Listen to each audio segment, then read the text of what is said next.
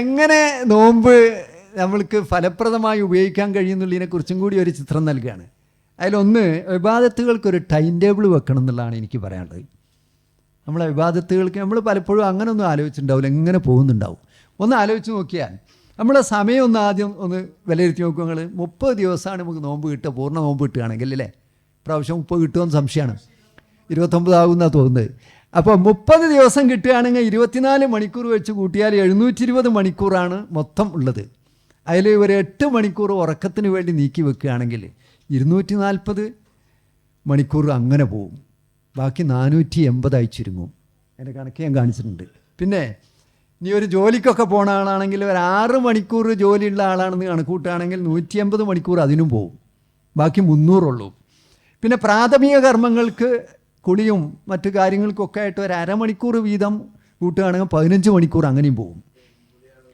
അല്ല, കുളി മാത്രമല്ല, പ്രാഥമിക കർമ്മങ്ങളെല്ലാം എല്ലാം ഉണ്ടല്ലോ. എല്ലാ ആവശ്യങ്ങൾക്കും നമ്മുടെ പല്ല് കേൾക്കൽ, രാവിലെ ഉള്ള എഴുന്നേൽക്കുമ്പോഴുള്ള ക്ലീനിങ്, എല്ലാറ്റിനും കൂടി അരമണിക്കൂർ ഞാനത് മാറ്റി വെച്ചാണ്. നിങ്ങൾ ഒറ്റ കുളിയിലേക്ക് ചുരുക്കേണ്ട അതിനെ. അപ്പോൾ ഏതായാലും ഒരു 15 മണിക്കൂർ അതിന് മാറ്റി വെക്കുക. ബാക്കി 285 ചുരുങ്ങും. ഇനി യാത്ര ചെയ്യുന്നവരാണെങ്കിൽ 1 മണിക്കൂർ യാത്രക്കും മാറ്റി വെച്ചാൽ പിന്നെ അത് ബാക്കി ഉണ്ടാകും 255. പിന്നെ രാത്രി ഭക്ഷണം ഇതൊക്കെ ഉണ്ടല്ലോ, ഭക്ഷണത്തെക്കുറിച്ച് ഞാൻ പിന്നെ പറയുന്നുണ്ട്. അപ്പോൾ ഭക്ഷണത്തിൻ്റെ ഇതിലേക്ക് കൂടി വന്നാൽ അപ്പോൾ 30 മണിക്കൂർ അതിനും മാറ്റി വെച്ച് കഴിഞ്ഞാൽ 225 മണിക്കൂറാണ് ആകെ ഈ ഒരു മാസത്തിൽ നമുക്ക് കിട്ടുന്നത്. എന്ന് പറഞ്ഞാൽ 9.375 ദിവസം, 9 ദിവസം ചില്ലറയെ കിട്ടുന്നുള്ളൂ. ആകെ നമുക്ക് വിവാദത്തിൽ മുഴുകാൻ ഒരാൾ ഇത് അത്ര ഉപയോഗപ്പെടുത്തുന്നുണ്ടെങ്കിലേ ഞാൻ പറഞ്ഞേ. ശരിക്കും ഇങ്ങനെയൊക്കെ മാറ്റി വെച്ചുകൊണ്ട് കൃത്യമായി ഉപയോഗപ്പെടുത്തുന്നതിനാണെങ്കിൽ തന്നെ 9 ദിവസമേ അവനക്ക് എന്തുള്ളൂ, അവൻ്റെ വിവാദത്തിനായി കിട്ടുന്നുള്ളൂ എന്നുള്ളതാണ്. അപ്പോൾ അതൊന്ന് ഫലപ്രദമാക്കാൻ കഴിയണ്ടേ, അതെങ്ങനെ ഉപയോഗപ്പെടുത്താൻ കഴിയും? അപ്പോൾ അതിനൊരു ക്രമീകരണം ആവശ്യമാണ്. അതിന് നമസ്കാരം സമയബന്ധിതമാണെന്നാണല്ലോ പറഞ്ഞത്. ഇസ്ലാമിലെ വിവാദത്തുകളൊക്കെ എടുത്ത് നോക്കിയാൽ അതിലൊക്കെ കുറേ ഗുണങ്ങളുണ്ട് കേട്ടോ. അപ്പോൾ അത് നമസ്കാരത്തെക്കുറിച്ച് പറഞ്ഞപ്പോൾ നമ്മൾ ടൈം മാനേജ്മെൻറ്റ് കൃത്യമായിട്ട് നമ്മളുടെ ജീവിതത്തിലേക്ക് കൊണ്ടുവരികയാണ് അതാ ചെയ്യുന്നത്, അല്ലേ? ശരിക്കും നിസ്കരിക്കുന്നവനെ സംബന്ധിച്ചിടത്തോളം പ്രഭാതത്തിൽ തന്നെ തൻ്റെ കർമ്മങ്ങളൊക്കെ ആരംഭിക്കുകയായി. ഒരു വിശ്വാസിയെ സംബന്ധിച്ചിടത്തോളം അവൻ നേരത്തെ തന്നെ അവൻ്റെ ജോലികളിലേക്ക് പ്രവേശിക്കേണ്ടതുണ്ട്. അതിനാണ് രാവിലെ തന്നെ എഴുന്നേൽപ്പിച്ചല്ല, രാവിലെ എഴുന്നേൽക്കണം എന്നാണ് പറഞ്ഞത്. നോക്കൂ, ഈ ഒരു സ്വഭാവമില്ലാത്ത സമൂഹത്തിലേക്ക് നിങ്ങൾ എടുത്തു നോക്കുമ്പോൾ അവർക്ക് ഇതിലൊരു ചിട്ടുണ്ടാവില്ല. നമ്മളിതിൽ ചിട്ടുള്ളവരാണ്, പക്ഷേ നമ്മളും അങ്ങനെ അല്ല എന്നുള്ളത് വേറെ വിഷയം കേട്ടോ. സുബഹി നിസ്കരിച്ചിട്ട് കിടന്നുറങ്ങുന്നവരൊക്കെ ഉണ്ട്, ഇല്ല എന്നല്ല. അല്ല, അങ്ങനെ ഉറങ്ങണത് തെറ്റാണെന്നല്ല പറഞ്ഞു. പക്ഷെ എന്നാലും കൃത്യമായൊരു കൃത്യത നമ്മളെ ജീവിതത്തിൽ വരുത്താൻ നമ്മൾ തീരുമാനിക്കുകയാണെങ്കിൽ ഉറങ്ങരുത്. പ്രഭാത സമയം എന്ന് പറഞ്ഞാൽ ഏറ്റവും നല്ല സമയമായിട്ടാണ് ഖുർആൻ പഠിപ്പിച്ചത്. ബുക്കൂറിന് റസൂലുള്ള പ്രത്യേക ബർക്കത്തുണ്ട് എന്ന് പറയുന്നത് അതിരാവിലെ ചെയ്യുന്ന പ്രവർത്തനങ്ങൾക്ക്. അപ്പം എന്തും തുടങ്ങേണ്ടത്, യാത്രയൊക്കെ നോക്കി നിങ്ങൾ രാത്രി യാത്ര ചെയ്യാൻ ഉദ്ദേശിക്കുന്ന ആൾ നേരത്തെ രാവിലെ യാത്ര പോവുകയാണെങ്കിൽ വല്ലാത്തൊരു സുഖമായിരിക്കും. അത് ആ യാത്ര നല്ല സുഖകരമായിരിക്കും. അപ്പോൾ എന്തും അങ്ങനെ തന്നെ നമ്മളെ പ്ലാനിങ്ങിൽ രാവിലെ തന്നെ കാര്യങ്ങൾ തുടങ്ങുക എന്നുള്ളത്, അതാണ് ഒരു ടൈം മാനേജ്മെൻ്റ് ഉണ്ട്. അതുകൊണ്ട് തന്നെ വിശ്വാസികളുടെ എല്ലാ കാര്യങ്ങളിലും നമസ്കാരത്തിൻ്റെ ആ ചിട്ട അതുണ്ടാവണമെന്നാണ്. ഇപ്പോൾ റമദാനിൽ നമ്മളത് കൃത്യമായിട്ട് പ്രാക്ടീസ് ചെയ്യുകയാണ്. അതോടുകൂടി തന്നെ അതിൻ്റെ പിന്നാലെ മറ്റു കാര്യങ്ങളൊക്കെ വരാൻ കഴിയും. അപ്പോൾ ജീവിതത്തിൽ നല്ലൊരു അടുക്കും ചിട്ടി ഉണ്ടാവും. ശരിക്കും നിസ്കരിക്കുന്ന ഒരാളാണെങ്കിൽ അയാൾ കൃത്യത ഉണ്ടാവും എല്ലാ കാര്യങ്ങൾക്കും. അവന് സമയം നഷ്ടപ്പെടാതിരിക്കാനുള്ള ശ്രദ്ധ അവൻ്റെ ജീവിതത്തിൽ ഉണ്ടാവും എന്നുള്ളതാണ്. തുടങ്ങൂല, അതാണ്. അപ്പോൾ ആ ഒരു സമയബോധം നമ്മൾ എടുത്തില്ലാത്തതുകൊണ്ടാണ്. നമ്മൾ മാപ്പിള സമയം എന്ന് പറയാൻ ചെയ്യുകയാണല്ലേ. പറഞ്ഞാൽ തന്നെ എന്ത് പ്രോഗ്രാം ആണെങ്കിലും അരമണിക്കൂർ കഴിഞ്ഞേ തുടങ്ങുള്ളൂ. സമയത്ത് തുടങ്ങാൻ, സമയത്ത് എത്തുക എന്നുള്ള ചിന്ത ആളുകളിൽ ഉണ്ടാക്കിയെടുക്കാൻ കഴിയുന്നില്ല. അതാണ്, അത് മാറ്റണം. ശരിക്കും നമ്മളിലാണ് ഇത് ഉണ്ടാകേണ്ടത്. കാരണം നമുക്ക് കറക്റ്റ് അല്ലേ, സമയബന്ധിതമായി കാര്യങ്ങൾ ചെയ്യാനുള്ള പ്രാക്ടീസ് കിട്ടിയിട്ടും നമുക്ക് എന്തുകൊണ്ട് ജീവിതത്തിലേക്ക് കൊണ്ടുവരാൻ കഴിയുന്നില്ല എന്ന് ആലോചിക്കുമ്പോഴാണ് ഖേദം തോന്നുക. അല്ല, എല്ലാം ഒന്നും മാറി എന്ന് പറയാനായിട്ടില്ല പലപ്പോഴും. പിന്നെ ആയിക്കോട്ടെ, ഏതായാലും തർക്കിച്ച് സമയം കളയണ്ട. നമുക്ക് ഞാൻ പറഞ്ഞു വരുന്നത് ഇതാണ്, റമദാൻ അതിന് തുടക്കമാകട്ടെ എന്നുള്ളതാണ്.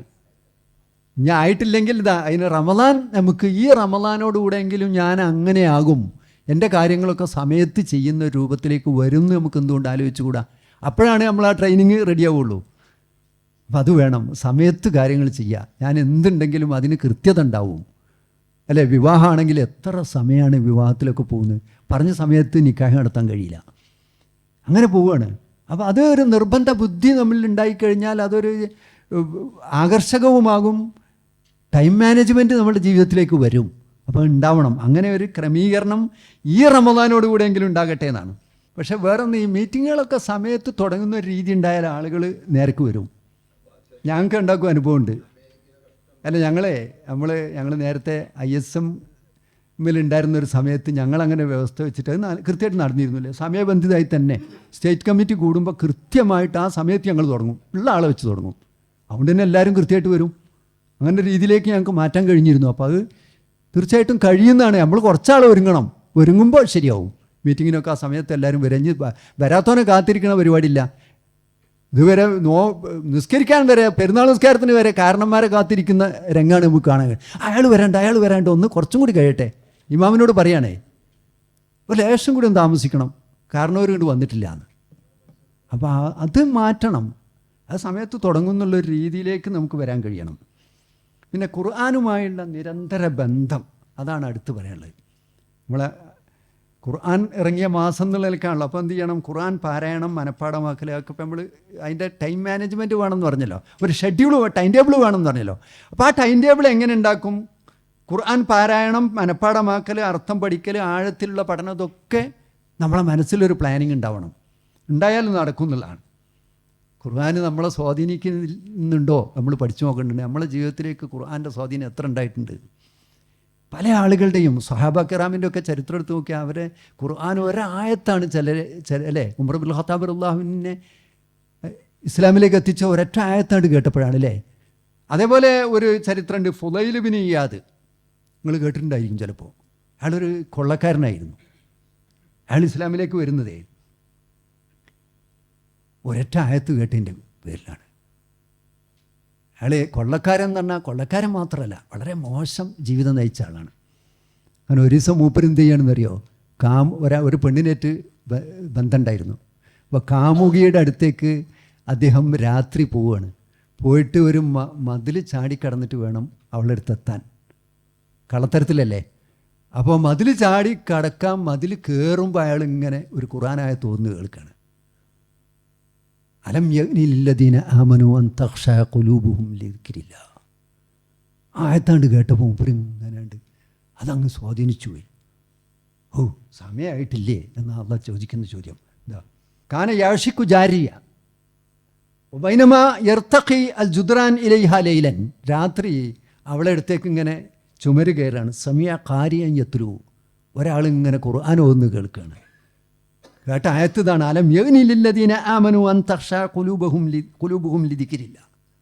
അള്ളാഹുവിൻ്റെ സ്മരണയിൽ ഹൃദയങ്ങൾ ഭയപ്പാടുള്ളതാകാൻ, ഖുശൂഉള്ളതാകാൻ ഈമാനുള്ളവർക്ക് സമയമായില്ലയോ? ഒമാ നസല മിനൽ ഹഖ്, ഹക്കായ സത്യമായ കാര്യങ്ങളിൽ ഇറങ്ങിയതിലും അവരുടെ മനസ്സ് ഖുശൂഇലേക്ക് വരാൻ സമയമായില്ലയോ എന്ന ആയത്ത് അദ്ദേഹത്തെ അങ്ങോട്ട് നിർത്തിക്കളഞ്ഞു എന്നാണ്. മൂപ്പര് അവിടെ ഒരു സ്റ്റക്കായിപ്പോയി. മതിലേക്ക് കയറാതെ ചുമര്, ഞാൻ ചെയ്യുന്ന തെറ്റല്ലേ എന്നാ, ഹസ്സത്തിൽ ആയ വിജിദാനഹൂന്ന. അദ്ദേഹത്തിൻ്റെ വൈകാരിക മണ്ഡലങ്ങളെ ആ ആയത്ത് സ്വാധീനിച്ചു. ഫഅജാബ ഫൗറൻ, ഉടനെ മൂപ്പര് വിളിച്ചു പറയാൻ, യാ റബ്ബ് ഖദ് ആൻ, റബ്ബേ എനിക്ക് സമയമായി. സുമ്മ റജഅ അൻ ദംബിഹിന, പിന്നെ മൂപ്പര് തെറ്റൊക്കെ നിർത്തിച്ചു. കൊള്ള നിർത്തി, വ്യഭിചാരം നിർത്തി, എല്ലാ തെറ്റുകുറ്റങ്ങളിൽ നിന്ന് മുക്തമായി അദ്ദേഹം മക്കത്ത് കഅബ മസ്ജിദുൽ ഹറമിൻ്റെ അടുത്ത് വന്ന് താമസിക്കാൻ തുടങ്ങി. അങ്ങനെ പിന്നെ ഒരു അറിയപ്പെട്ട മുഹദ്ദിസായി മാറിയെന്ന. പിൽക്കാലത്ത് അദ്ദേഹത്തിൽ നിന്ന് ഹദീസ് പഠിച്ചിരുന്ന ആളുകൾ എത്രയുണ്ട്. ഇമാം ഷാഫി റഹ്മത്തുള്ളാഹി അലൈഹി അദ്ദേഹത്തെ കാണുമ്പോൾ അദ്ദേഹത്തിൻ്റെ കൈമുത്തിയിരുന്നു എന്നൊക്കെ സംഭവങ്ങൾ കേൾക്കുന്നത്. അത്രമാത്രം അദ്ദേഹത്തോട് സ്നേഹം കാണിച്ചിരുന്നു. അപ്പോൾ അത്രയും സ്വാധീനം വിശുദ്ധ ഖുർആൻ ആളുകളിൽ വരുത്തുന്നെങ്കിൽ ആ സ്വത്ത് നമ്മുടെ കയ്യിലുണ്ട്. എത്ര ആയത്ത് എന്നെയും നിങ്ങളെയും സ്വാധീനിച്ചിട്ടുണ്ടെന്ന് നമ്മൾ ഓരോരുത്തരും ആലോചിച്ച് നോക്കണം. അപ്പോഴാണ് ഖുർആനുമായുള്ള നമ്മുടെ ബന്ധം സുദൃഢമാണോ അല്ലേ എന്ന് പരിശോധിക്കാൻ കഴിയുക. അതുകൊണ്ട് തന്നെ ഖുർആൻ പാരായണം, പഠനം, അതിനൊക്കെ ഒരു പ്ലാൻ ഉണ്ടാക്കി കളയണം. അതിന് സമയം കണ്ടെത്തണം. എത്ര തിരക്കുള്ളവനാണെങ്കിലും അതിന് സമയം നിശ്ചയിക്കണം. നിശ്ചയിച്ചാൽ സമയം ഉണ്ടാവും. നമ്മൾ ടൈം കാണാതെ ഇരുന്നാൽ ഒന്നിനും സമയമില്ല എന്ന് പറയും. എങ്ങനെ നടക്കുക? ഒരു പ്രാവശ്യമെങ്കിലും ഖുർആൻ ഓതണം എന്ന് നമ്മൾ തീരുമാനിച്ചാൽ ഒരാവർത്തി ഖുർആൻ പാരായണം ചെയ്യുക. ഈ റമദാനിൽ, കഴിഞ്ഞ റമദാനിൽ ഞങ്ങൾ എത്ര ഖുർആൻ പാരായണം ചെയ്തു? അതിനേക്കാളും ഒന്ന് ഉഷാറാക്കണം. കഴിഞ്ഞ പ്രാവശ്യം ഒരു പ്രാവശ്യമാണ് പാരായണം ചെയ്തെങ്കിൽ ഇപ്രാവശ്യം 2 പ്രാവശ്യം പാരായണം ചെയ്യലാക്കണം. അങ്ങനെ വർദ്ധിപ്പിക്കാൻ കഴിയണം. കാരണം അടുത്ത പ്രാവശ്യം എനിക്ക് ഓതാൻ സമയം കിട്ടുമോ, ഞാനിവിടെ ഉണ്ടാവുമോ എന്നറിയില്ല. അപ്പോൾ ഒരു പ്രാവശ്യം പാരായണം ചെയ്യാൻ ഖുർആനെ നമ്മൾ 30 ജുസ് പാരായണം ചെയ്യാൻ കഴിയണമെങ്കിൽ എന്ത് വേണ്ടി വരും? സമയത്താണ്ട് വിധിച്ചാൽ മതി. ഓരോ വക്തിലും ഒരു 2 പേജ് ഓരോ നിസ്കാരത്തിൻ്റെ മുമ്പും ശേഷവും ഓതുക. പള്ളിയിൽ ഏതായാലും ചെന്നിരിക്കല്ലേ, ഒരു 2 പേജ് നിർബന്ധമായി ഓതും എന്നാണ് തീരുമാനം എടുത്താൽ മതി. പള്ളിയിലേക്ക് പോയ ഉടനെ കുറച്ച് നേരത്തെ പള്ളിയിലെത്തുക, ഒരു 2 പേജ് ഓതിയതിന് ശേഷമേ നിസ്കാരം കഴിഞ്ഞാൽ ഒരു 2 പേജും, അങ്ങനെ 5 വക്ത് ഈ 2 പേജ് ഓതിക്കഴിഞ്ഞാൽ 30 ജുസ് ഒരു ദിവസം കൊണ്ട് പൂർത്തിയാക്കാൻ കഴിയും. അപ്പോൾ ഒരു മാസം കൊണ്ട് അല്ല, ഒരു ജുസ് 30 ജുസ് അല്ല, ഒരു ജുസ് ഒരു ദിവസം കൊണ്ട് പൂർത്തിയാക്കാൻ കഴിയും. അപ്പോൾ 30 ദിവസം കൊണ്ട് 30 ജുസ് പൂർത്തിയാക്കാൻ കഴിയും. ഇനി അത് ഒരു 4 പേജാക്കി വർദ്ധിപ്പിക്കാൻ കഴിഞ്ഞാൽ, കഴിഞ്ഞല്ല ഞാൻ ഒരു പ്രാവശ്യമാണ് ഓതിയത്, ഇപ്രാവശ്യം അത് ഇരട്ടിയാക്കണം എന്ന് നമ്മൾ തീരുമാനിച്ച ഒരു 4 പേജാക്കിയാൽ തീർച്ചയായിട്ടും കഴിയും. അപ്പോൾ ഇത് എല്ലാ വക്തിലും കഴിയുമോ? കഴിഞ്ഞോളന്നില്ല, ചില വക്തിൽ കഴിയില്ല. അപ്പോൾ അത് പരിഹരിക്കാൻ അടുത്ത വക്തിൽ നമ്മൾ ശ്രമിച്ചാൽ മതി. ഇന്നെനിക്ക് ളുഹറിൻ്റെ സമയത്ത് തീരെ ഓതാൻ കഴിഞ്ഞിട്ടില്ല, കാരണം ജോലി തിരക്കിൻ്റെ ഇതിലായിപ്പോയി. പക്ഷേ അതും കൂടി ഞാൻ വേറൊരു സമയത്തേക്ക് വിഭജിക്കാൻ നേരത്തെ തീരുമാനം എടുത്താൽ മതി. അങ്ങനെ തീരുമാനം ഉണ്ടായാൽ തീർച്ചയായിട്ടും ഖുർആൻ നമ്മൾ ഉദ്ദേശിച്ച രൂപത്തിൽ പാരായണത്തിന് തന്നെ കഴിയും. ഇനി പാരായണം മാത്രമല്ല, മറ്റ് പഠനവും കൂടി വേണം. ഖുർആൻ വെറും പാരായണം ചെയ്ത് മാത്രം എടുത്തു വെക്കേണ്ട ഗ്രന്ഥമല്ല. പാരായണം ചെയ്താൽ പ്രതിഫലം കിട്ടുന്ന ഗ്രന്ഥമാണ്, അത് ശരി തന്നെയാണ്. പക്ഷേ അതിനപ്പുറം ഖുർആൻ പഠിച്ച് മനസ്സിലാക്കി ജീവിതത്തിൽ പകർത്തുന്ന ഗ്രന്ഥമാണ്, പകർത്തേണ്ട ഗ്രന്ഥമാണ്. ഞാൻ പറഞ്ഞല്ലോ, നമ്മുടെ ഓപ്പറേറ്റിംഗ് മാനുവൽ ഒരു പ്രാവശ്യമെങ്കിലും വായിച്ച് മനസ്സിലാക്കാനുള്ള അവസരം ലഭ്യമാകാതെ പോകുക ജീവിതത്തിൽ ഇത്ര വലിയ നഷ്ടം വേറെന്തെങ്കിലും ഉണ്ടോ? അതുകൊണ്ട് അത് പഠിക്കണം. പഠിക്കാൻ എന്താണ്? നോമ്പിൻ്റെ പുണ്യത്തോടൊപ്പം തന്നെ ഖുർആൻ പാരായണത്തിൻ്റെയും പഠനത്തിൻ്റെയും പുണ്യം കരസ്ഥമാക്കാനുള്ള അവസരം ഉണ്ടാവണം. മറ്റൊന്ന്, മറ്റൊരാളിൽ നിന്ന് കേൾക്കാൻ ശ്രമിക്കുക എന്നുള്ളതും നല്ലതാണ്, പുണ്യകരമാണ്. റസൂലുള്ളാഹി അത് പഠിപ്പിച്ചിട്ടുണ്ട്. റസൂലുള്ളാഹി ഖുർആൻ അവതരിപ്പിക്കപ്പെട്ട പ്രവാചകൻ ഖുർആൻ മറ്റുള്ളവരിൽ നിന്ന് കേൾക്കാൻ ആഗ്രഹിച്ചിരുന്നു എന്നാണ് പറയുന്നത്. അബ്ദുല്ലാഹിബ്നു മസ്ഊദ് റളിയല്ലാഹു അൻഹു പറയാണ്, ഖാലലി നബി സല്ലല്ലാഹു അലൈഹി വസല്ലം ഇഖ്റ അലയ്യ, നീ ഒന്ന് ഖുർആൻ ഓതിക്കൊണ്ടാന്ന് പറഞ്ഞു എന്നോട് റസൂലുന. കുൽത്തു, ഞാൻ പറഞ്ഞു, അഖ്റ അലൈക ഉൻസില, ഞാൻ നിങ്ങൾക്ക് ഓതിത്തരേ, നിങ്ങൾക്കല്ലേ ഖുർആൻ ഇറങ്ങിയത്, എന്നിട്ട് ഞാൻ നിങ്ങൾക്ക് ഓതിത്തരണോ എന്ന് ചോദിച്ചു.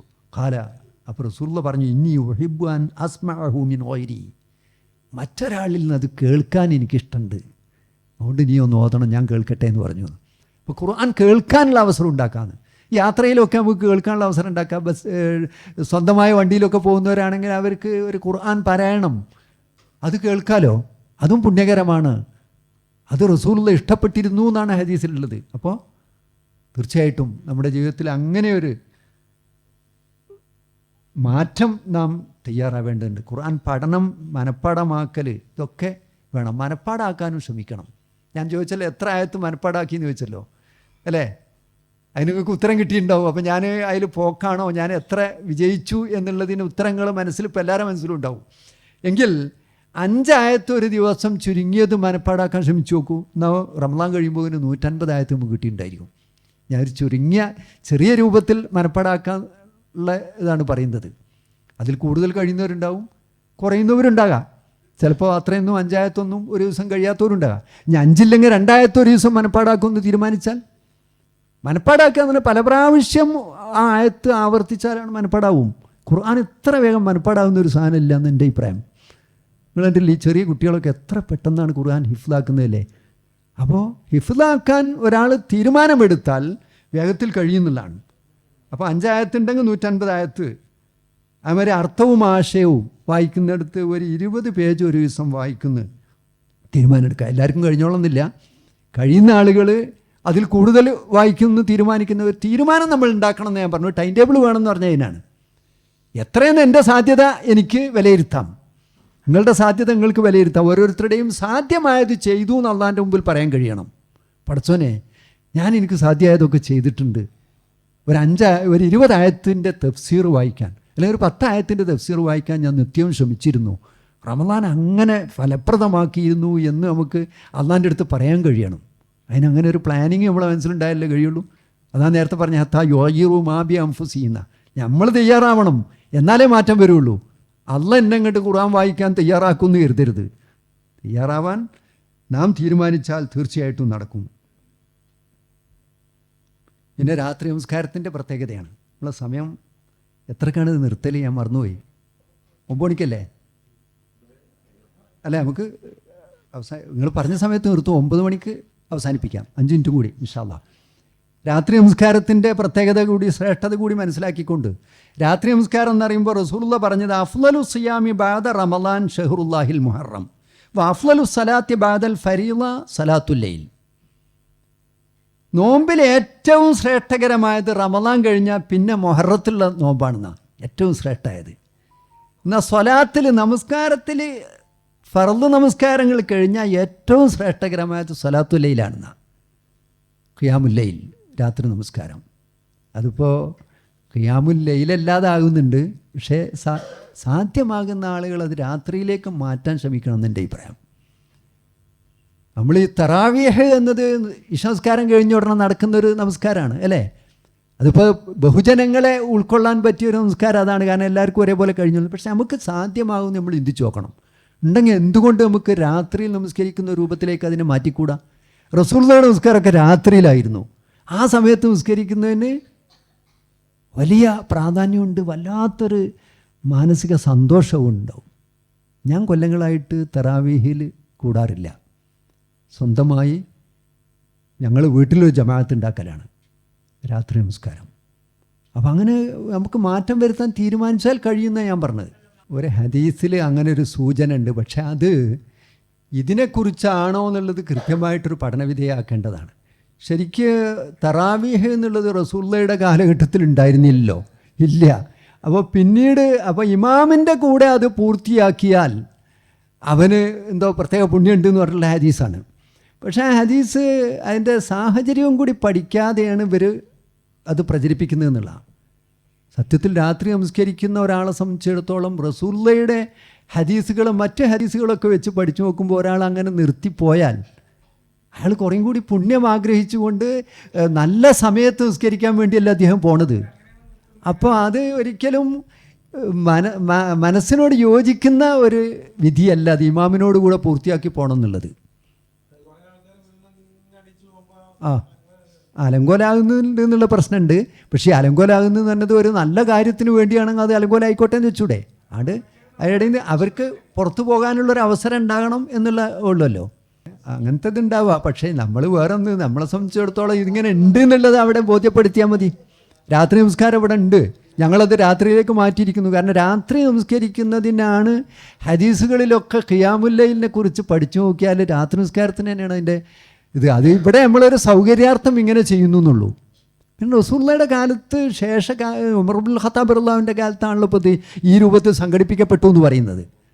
അവിടെ തന്നെ ഉമർ ഇബ്നുൽ ഖത്താബ് റളിയല്ലാഹുവിനോ അബൂബക്കർ സിദ്ദീഖ് റളിയല്ലാഹുവിനോ അതിന് നേതൃത്വം കൊടുത്തായിട്ട് കാണുന്നില്ല, ഇല്ല. അപ്പോഴത്തന്നെ നമുക്ക് മനസ്സിലാകാമല്ലോ. പക്ഷേ നിഅമത്തിൽ ബിദ്അത്തു ഹാദിഹി എന്ന് പറയുണ്ടായി.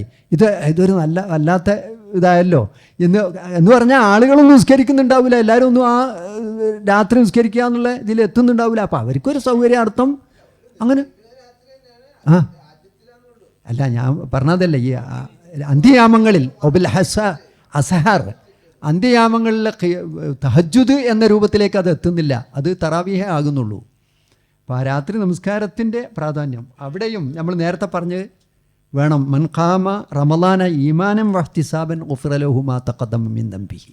ഇല്ല, റസൂലിൻ്റെ കാലത്ത് അങ്ങനെ മുറിച്ച് നമസ്കരിച്ചതിന് തെളിവൊന്നുമില്ല. പക്ഷേ റസൂൽ നമസ്കരിച്ചതിന് തെളിവുണ്ട്. റസൂൽ നമസ്കരിച്ച് പറഞ്ഞാൽ റസൂൽ 4 നമസ്കരിക്കും, എന്നിട്ട് പിന്നെ കിടക്കുമ്പോൾ ആയിഷ റളിയല്ലാഹുവിനക്ക് സംശയമാവും അല്ലേ? നിങ്ങൾ അപ്പോൾ റസൂൽ പറയാണെന്ത്? ഇല്ല, ഞാൻ ഉറങ്ങിയിട്ടൊന്നുമില്ല, എൻ്റെ കൽബ് ഉറങ്ങിയിട്ടില്ല എന്നാ. അപ്പോൾ ദീർഘനേരം റസൂലുള്ള 4 റക്അത്ത് നമസ്കരിച്ചിട്ട് ദീർഘനേരം കഴിഞ്ഞിട്ടാണ് അടുത്ത നമസ്കാരം തുടങ്ങുന്നത്. എല്ലാം ഇങ്ങനെ ഒറ്റയടിക്ക് അടിച്ച് തീർക്കുന്ന ഒരു പരിപാടി ആയിരുന്നില്ല റസൂലുള്ളയുടെ രാത്രി നമസ്കാരം. അപ്പോൾ ഇവിടെ ഒരു നമസ്കാരം കഴിഞ്ഞിട്ട് അയാൾ കുറച്ച് ദീർഘവേള എടുത്തുകൊണ്ട് തെറ്റാവുമോ? അതില്ല എന്നാണ് മനസ്സിലാക്കേണ്ടത്. അല്ല, പക്ഷെ ഖിയാമുൽ ലൈൽ എന്ന നിലയ്ക്ക് ഒരാൾ തഹജ്ജുദ് ആഗ്രഹിക്കുന്ന ഒരു വ്യക്തിയെ സംബന്ധിച്ചിടത്തോളം അയാൾ 3-4 റക്അത്ത് അങ്ങോട്ട് മാറ്റി വെക്കുന്നത് തെറ്റാണെന്ന് പറയാൻ മാത്രം തെളിവുകളില്ല. ഈ ഒരു ഹദീസിൻ്റെ പിൻബലാണ് അതിന് അവർ എടുത്തു കാണിക്കാറുള്ളത്, പറയുന്ന ആളുകൾ. അപ്പോൾ അവിടെ ഇമാമോട് കൂടെ നമസ്കരിച്ചാൽ അവന് വേറെ പുണ്യമുണ്ട് എന്നാണ് ആ ഹദീസ് കൊണ്ട് പ്രചരിപ്പിക്കപ്പെടുന്നത്. പക്ഷെ അതിനേക്കാൾ വേറൊരു പുണ്യം ഇപ്പുറത്ത് കിട്ടുന്നുണ്ട്. 2 പുണ്യങ്ങൾ ഒരുമിച്ച് വരുമ്പോൾ നമ്മൾ അതിൽ ഏറ്റവും പുണ്യമുള്ള ഏതാ എടുക്കാലോ. ഇസ്ലാമിൽ തന്നെ അങ്ങനെ ഒരു വിധിയുണ്ട്, അഹഫുൽ ദർറൈൻ എന്ന് പറഞ്ഞില്ലേ. അതേപോലെയാണ് ഏറ്റവും 2 ഉപദ്രവകരമായ കാര്യങ്ങൾ വന്നാൽ ഒന്ന് സെലക്ട് ചെയ്യുന്ന മാതിരത്തിന് അതിൻ്റെ മറുവശമാണ് ഏത് ഏറ്റവും പുണ്യകരമായതിനെ സെലക്ട് ചെയ്യുക എന്നുള്ളത്. അപ്പോൾ ഒരാൾക്ക് കഴിയുമെങ്കിൽ അയാൾ പൂർണ്ണമായും അങ്ങോട്ട് മാറ്റി വെക്കുക തന്നെയാണ് നല്ലത്. അപ്പോൾ ഈമാനും എഹ്തിസാബുമാണ് അതിൽ വേണ്ടതെന്നാണ് ഇനിയിപ്പോൾ ഖിയാമു റമളാനിനെ കുറിച്ചും പറയാനുള്ളത്. ആളുകളൊക്കെ നിസ്കരിക്കുമ്പോൾ ഞാൻ അവിടെ നിസ്കരിച്ചില്ലെങ്കിൽ ആളുകൾ എന്ത് വിചാരിക്കും എന്ന് നമ്മൾ തോന്നേണ്ടതില്ല. ഈമാനുണ്ടോ ഇഹ്തിസാബുണ്ടോ, അങ്ങനെയാണെങ്കിൽ നമ്മളെ കാര്യം നമ്മൾ രാത്രി നമസ്കാരം എന്ന് പറഞ്ഞാൽ അള്ളാഹായിട്ട് ഏറെ ബന്ധപ്പെടാവുന്നൊരു സമയമാണ്. രാത്രി സമയങ്ങളിലുള്ള പ്രാർത്ഥന എന്ന് പറഞ്ഞാൽ അത്രയും മനസ്സിന് സന്തോഷം കിട്ടുന്നൊരു സമയമാണ്. അപ്പോൾ അത് നഷ്ടപ്പെടാതിരിക്കാൻ നമുക്ക് ഉറക്കൊഴിക്കാൻ തയ്യാറുണ്ടെങ്കിൽ നമുക്കതിന് കഴിയുമെങ്കിൽ ആ സാധ്യതകൾ നാം ഉപയോഗപ്പെടുത്താതെ പോയിക്കൂടാന്നാണ് എനിക്ക് പറയാനുള്ളത്. സമയമായി നമുക്ക്. അപ്പോൾ റമളാൻ്റെ ഏതാനും ചില ചിതറിയ ഭാഗങ്ങൾ ഞാൻ സൂചിപ്പിച്ചെന്നുള്ളൂ. സാധാരണ റമളാൻ്റെ വിധിവിലക്കുകളാണ് ഇത്തരം ക്ലാസ്സുകൾ ചർച്ച ചെയ്യാറുള്ളത്. ഈ വിധിവിലക്കുകളൊന്നും ചർച്ച ചെയ്തിട്ട് കാര്യമില്ല. അതിനപ്പുറം നമ്മുടെ ജീവിതത്തെ സ്വാധീനിക്കുന്ന രൂപത്തിൽ റമളാൻ കടന്നു വരട്ടെ, അതിനായിരിക്കണം നമ്മുടെ ശ്രമം. അപ്പോൾ അതിന് വേണ്ടത് ഈ പറഞ്ഞ കാര്യങ്ങളൊക്കെ കൂട്ടി വായിച്ചുകൊണ്ട് ഞാൻ നിങ്ങൾക്ക് തന്ന ചോദ്യത്തിന് ഉത്തരം നിങ്ങൾ സ്വയം കണ്ടെത്തിക്കൊണ്ട് അടുത്ത പ്രാവശ്യം ഇങ്ങനെ ഒരു ചോദ്യം ഞങ്ങൾക്ക് കിട്ടിയാൽ ഇതിനേക്കാൾ മാർക്ക് വർദ്ധിക്കണം എന്ന തീരുമാനം നമ്മൾ എടുക്കുക. ഇപ്പോൾ മാർക്ക് എത്രയാണ് കിട്ടിയതെങ്കിൽ 50 മാർക്ക് കിട്ടിയിട്ടുള്ള ആളാണെങ്കിൽ പോരാ, അടുത്ത വർഷം അതൊരു 80 മാർക്കിലേക്ക് ഡിസ്റ്റിങ്ഷനിലേക്ക് എത്താൻ കഴിയണം എന്ന് നമ്മൾ സ്വയം തീരുമാനമെടുത്താൽ ആ തീരുമാനം നടപ്പിലാകും. അങ്ങനെ മാറ്റാൻ കഴിയുന്നുള്ളത് ഉറപ്പാണ്. നാം ആഗ്രഹിച്ചെങ്കിൽ അള്ളാഹു നമുക്ക് തൗഫീക്ക് നൽകും. അങ്ങനെ നാം ഈ പറഞ്ഞതും ഞാൻ പറഞ്ഞതും നിങ്ങൾ കേട്ടതുമൊക്കെ അള്ളാഹുവിൻ്റെ അടുക്കൽ സ്വീകാര്യമായ പുണ്യകരമായൊരു പ്രവർത്തനമായി മാറാനും അതിലൂടെ നമ്മുടെ റമളാൻ ഉപയോഗപ്രദമായ ഫലപ്രദമായ റമളാനായി മാറ്റാനും അള്ളാഹു നമുക്ക് തൗഫീക്ക് നൽകുമാറാകട്ടെ. അള്ളാഹുവേ, അറിവില്ലായ്മ കൊണ്ട് ഞങ്ങൾ എന്തെങ്കിലും തെറ്റുപറ്റിയിട്ടുണ്ടെങ്കിൽ പുറത്തു തരണമേ റഹ്മാനെ. റബ്ബന ആതിന ഫിദ്ദുനിയ ഹസന വഫിൽ ആഖിറതി ഹസനതൻ വഖിന അദാബന്നാർ വ ആഖിറു ദഅവാന അനിൽ ഹംദുലില്ലാഹി റബ്ബിൽ ആലമീൻ. ആമീൻ. അസ്സലാമു അലൈക്കും.